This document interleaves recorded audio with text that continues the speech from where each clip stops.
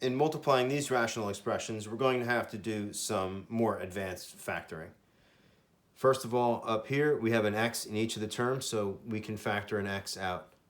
And that will give us an x times x squared minus x plus 1. In this numerator, we have a common factor of negative 45, so we can factor that out. Negative 45 times x would be negative 45x. Negative 45 times positive 1 would be negative 45, so this factors out this way. In here, we may want to be able to factor this as well. We have a product of 1 and a sum of negative 1, so what two numbers multiply to negative 1, or multiply to positive 1, and add to negative 1? None of those are going to work, so I guess we'll keep this as it is for now. And now we'll look at the denominator. Well, the denominator is a sum of two squares, or cubes rather.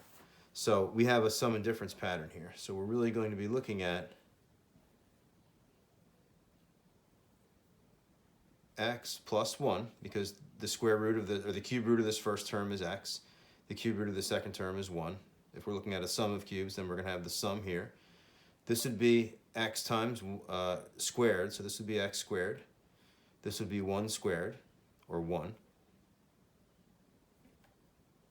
And then my middle term is going to be 1 times x. So that's just going to be an x.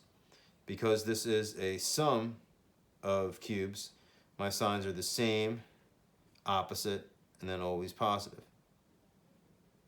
So now that I've factored this sum of cubes, I notice that I have a repeated factor in the numerator and the denominator. That's going to come in handy. And then here, this just is still 5x. So now that I've re-expressed each of these pieces by factoring, I can now extend my fraction bar and my multiplication and realize that everything is all multiplied together, everything in the numerator times everything, and then everything in the denominator times itself. So I have this x squared minus x plus 1 in the numerator, and an x squared minus x plus 1 in the denominator, so they cancel because they go into each other one time. I also have an x plus 1 here and an x plus 1 here. They cancel for the same reason.